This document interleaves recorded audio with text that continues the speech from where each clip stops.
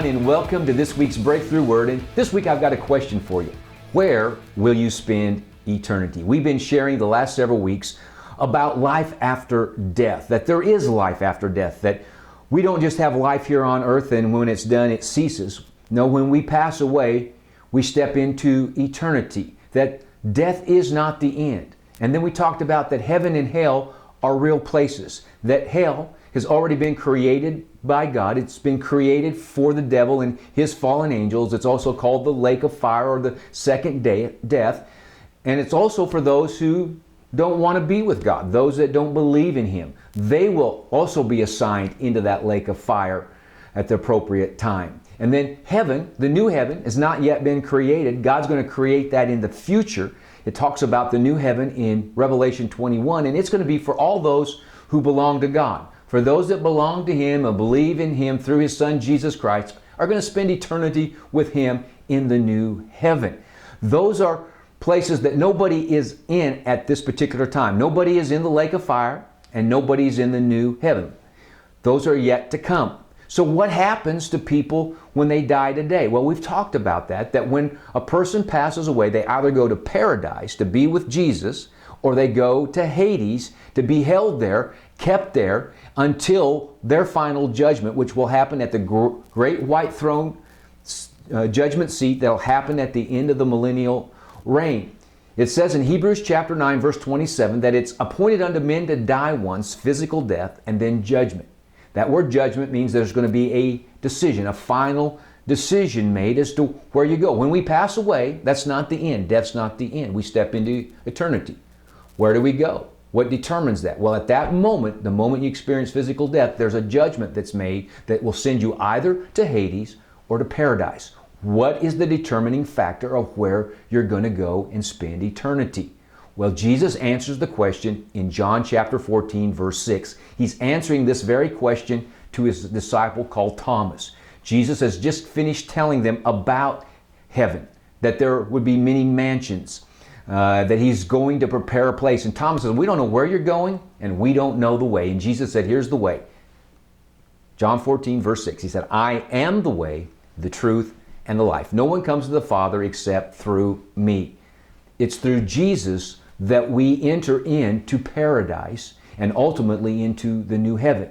If we have not gone through Jesus, if we've not stepped into eternity believing in Him, then when judgment is exercised, you will be sent to be in Hades, where you will be held there until you face final judgment.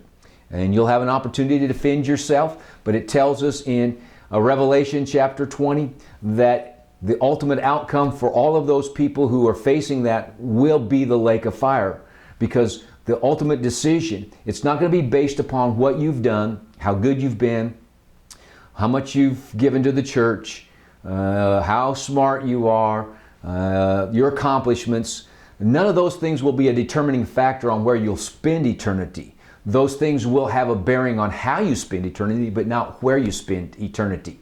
The only thing that determines where you spend eternity is your relationship with Jesus. It's based upon relationship. If you don't have a relationship with Jesus, you're going to go spend time in Hades and ultimately in the lake of fire. If you have a relationship with Jesus, then you're going to go spend time with Him in paradise. It says in 2 Corinthians chapter 5, verse 7, to be absent from the body is to be present with the Lord. So the moment you pass away, if you know the Lord and you face that judgment, you're going to go to be with Him in His presence. And you'll be with Him in the new heaven when it's created. You'll spend time with Him ruling and reigning in the millennium. But what determines where you'll spend eternity is based upon the relationship with Jesus. And He says, I am the way, the truth, and the life. He didn't say I'm one of the ways, but I am the way. In John chapter 10, verse 7, Jesus said, I am the gate. He's the door that we have to step through into eternity. Now, some people think that's very narrow-minded, but actually it's not.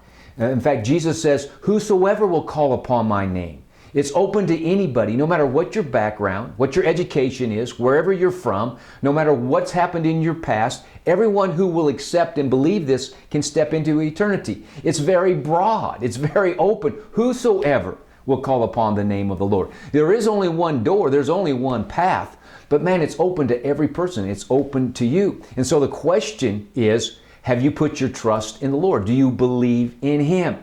In John 11:25, Jesus said, I am the resurrection and the life. He who believes in me, even though he dies, he shall live. Whoever lives and believes in me shall never die. Do you believe this?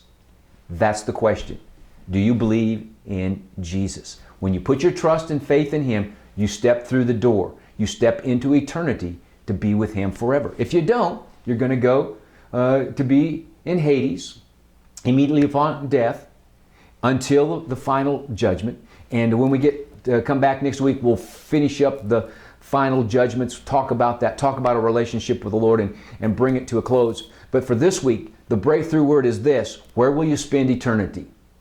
What will determine where you'll spend eternity? The answer to the question is Jesus. What are you doing with Jesus? Do you believe? He's opened His arms to every person, no matter where you're from, what you've done, where you're at. To step into eternity with Him, it's only through Him, believing in Him, putting your trust in Jesus Christ, the Son of the living God. That's your breakthrough word for this week. Until next time, remember, Jesus is the way, the truth, and the life.